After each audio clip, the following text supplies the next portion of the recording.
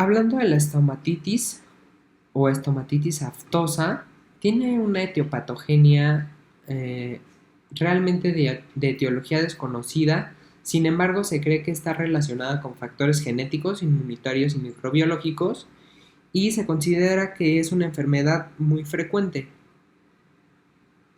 Además, hay patologías que cursan con una de sus formas, que es la estomatitis aftosa recidivante, como el síndrome de Behçet, la neutropenia por inmunodeficiencia de inmunoglobulina A, el déficit de zinc, hierro, ácido fólico, vitamina B12, las enfermedades inflamatorias intestinales, hipersensibilidad alimentaria, e incluso podría estar relacionada con los ciclos menstruales.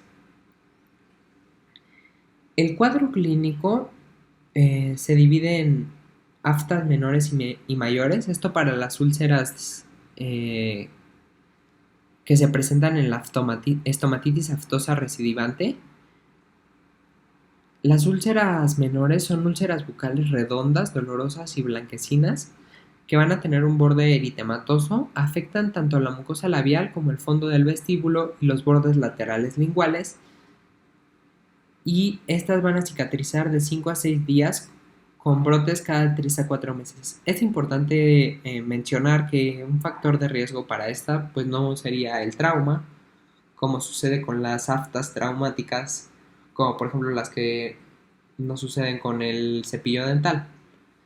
Las aftas mayores se dice que son lesiones aisladas de 2 centímetros de diámetro con una forma redonda, son mucho más dolorosas que las aftas menores y de mayor profundidad, con un fondo blanquecino y amarillento. El tratamiento local se va a hacer con antisépticos como la clorexidina, antibióticos como tetraciclinas y los corticosteroides tópicos, estos para el control de brotes.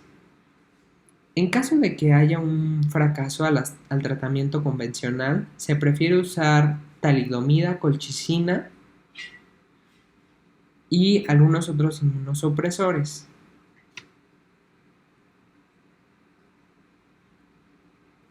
Hablando de la patología alérgica, tenemos a la estomatitis alérgica de contacto, la cual va a ser una enfermedad muy similar a la dermatitis por contacto, que sucede tras el contacto con un alérgeno. La saliva y la vasculatura lo dispersan rápidamente. El cuadro clínico son estas lesiones en la mucosa que pueden ser generalizadas o localizadas y se manifiestan por eritema o erosión dolorosa con diferentes grados de gravedad. En la foto tenemos a una paciente la cual tiene este eritema, este borde eritematoso, y presenta un picor secundario al uso de una prótesis dental, que refiere que a los 7 días de utilizarla sintió este picor y que se fue haciendo doloroso. El diagnóstico pues se hace mediante la clínica y se pueden utilizar pruebas epicutáneas, y el tratamiento va a consistir básicamente en evitar el alérgeno. Dentro de las enfermedades mucocutáneas tenemos al pénfigo. En este se van a englobar todas las dermatitis ampollares por disección de la epidermis causadas por el depósito de inmunocomplejos, en específico de inmunoglobulina G con su antígeno, en la superficie de los queratinocitos. En la incidencia tenemos que es del 0.5 al 3.4 por cada 100.000 habitantes. Va a afectar tanto a hombres como a mujeres, y la edad promedio va a ser de 50 a 60 años, y se cree que hay una predisposición genética. En el cuadro clínico tenemos que hay 4 tipos, que es el pénfigo vulgar, el pénfigo vegetante, el foliáceo y el eritematoso. Sin embargo, el más común va a ser el pénfigo vulgar. Estas lesiones bucales son aisladas durante meses, pequeñas y con forma de ampolla que se rompen con facilidad y dejan una erosión de fondo rojizo muy dolorosa, principalmente en las zonas de roce. El diagnóstico se va a hacer con una citología exfoliativa de Tisang y el signo de Nikolsky, el cual consiste en hacer digitopresión sobre estas ampollas y con el mismo movimiento del dedo hacer que se desprendan dejando la base rojiza que ya les comentaba. Aunque la base del diagnóstico se hace con inmunofluorescencia observando el depósito de los inmunocomplejos, especialmente de la inmunoglobulina G. El tratamiento se va a hacer con dosis altas de prednisona, es decir, de 1 a 3 miligramos por kilo día, vía oral, con dosis reducción. El benfigoide es causado también por procesos autoinmunes contra la membrana basal. Afecta sobre todo a los pacientes adultos mayores a los 55 a 60 años y sobre todo a las mujeres. El cuadro clínico se va a dividir en pénfigo bulloso y pénfigo cicatricial. El pénfigo bulloso es poco frecuente de la cavidad oral y se muestra como una ampolla tensa con cierta resistencia a romperse, mientras que el pénfigo cicatricial es frecuente tanto en boca, ojos y otras mucosas, y aunque se muestra como una ampolla más resistente que en el pénfigo, se rompe en las 24 a 48 horas. El diagnóstico se hace con una histopatología, es decir, viendo la ampolla subepitelial más una inmunofluorescencia con depósito lineal de inmunoglobulina G, M o A y la fracción 3 del complemento en la membrana basal. Aquí podemos ver la ampolla subepitelial y el tratamiento se hace local con corticosteroides o ciclosporina tópica y el generalizado lo vamos a hacer con corticoide sistémico como la prednisona, alrededor de 40 miligramos por día con dosis reducción. El tratamiento generalizado se reserva para los pacientes que no obtienen respuesta con el tratamiento local y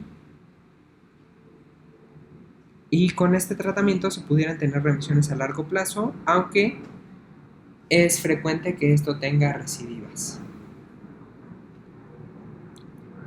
El líquen plano se cree que su teoría es inmunológica, una hipersensibilidad retardada por la presencia de linfocitos T tanto en el corion como en la zona basal de la lesión, y su cuadro clínico eh,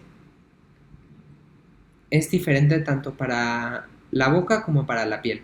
La forma cutánea clásica es una pápula poligonal violácea recubierta de estrías blancas de Whitman en flexión de muñecas, lumbar, prepucio, antebrazos, tronco, miembros inferiores y piel cabelluda.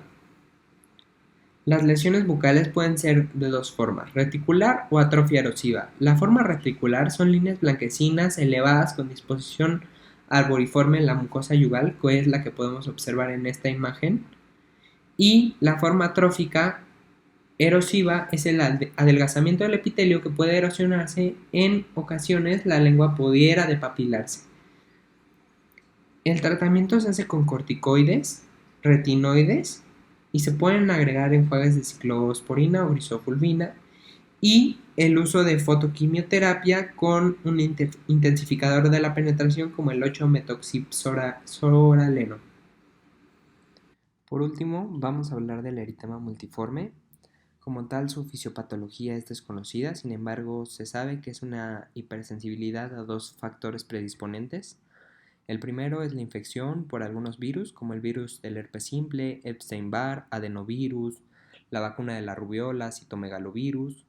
Y el segundo son fármacos como las sulfonamidas, aspirina, fenobarbital, tetraciclina, lamotrigina, carbamazepina, entre otras.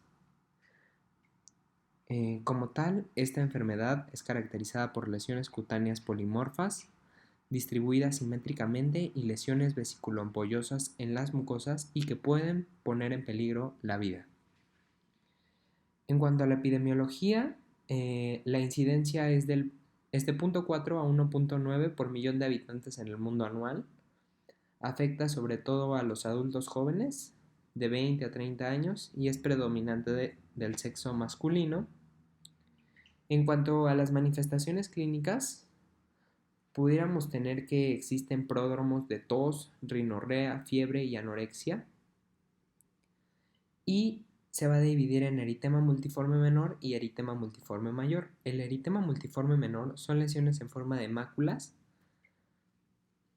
pápulas vesículo-ampollosas y que van a dar lugar a costras serohemáticas, mientras que el eritema multiforme mayor se va a subdividir en síndrome de Stevens-Johnson y necrólisis epidérmica tóxica.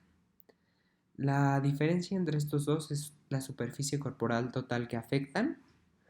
El síndrome de Stevens-Johnson afecta al menos del 10% y va a tener lesiones dianas atípicas y manchas eritematoviolaceas diseminadas. Además puede tener una afección ocular grave y malestar general, mientras que el NET va a tener un involucro del 10 al 30% de la superficie corporal total. Igual va a tener lesiones atípicas y manchas eritematoviolaceas. También pueden aparecer grandes ampollas seguido de un desprendimiento epidérmico y esto puede llegar a ser mortal. Incluso se dice que el desprendimiento de la epidermis se puede quedar en las sábanas de los pacientes hospitalizados. El diagnóstico, como tal se hace histopatológico y se muestra el edema intra e intercelular, así como la alteración vacular en la capa basal y fisuras en la unión dermoepidérmica formando ampollas subepiteliares y congestión vascular. Las mucosas más afectadas son la oral, la ocular y la genital. La oral se afecta en un 71 al 100%, la ocular de un 50 al 78%, la genital de 40 a 63%. Sin embargo, las tres pueden estar presentes en el 34 al 50% de los casos. Algunas manifestaciones sistémicas de esta enfermedad pudieran ser como la lesión renal aguda, la microalbuminuria, nefrotoxicidad por enzimas, enfisema subcutáneo, síndrome de dificultad respiratoria y bronquiolitis obliterans. El tratamiento como tal es remoción del agente causal. En los casos de NET o de Stevens-Johnson muy graves, se debe de pensar en ingresar al paciente a una unidad de terapia intensiva para mantener y reconstruir la piel. Además, se debe de proveer de líquidos y electrolitos. Y el tratamiento como tal se hace con corticosteroide sistémico, prednisona, 30 a 50 miligramos día, o dexametasona, 1.5 miligramos por kilogramo, dosis reducción. Y una alternativa de tratamiento es la inmunoglobulina IB, 1.5 a 2.8 miligramos por kilogramo de peso. Eso es todo, gracias.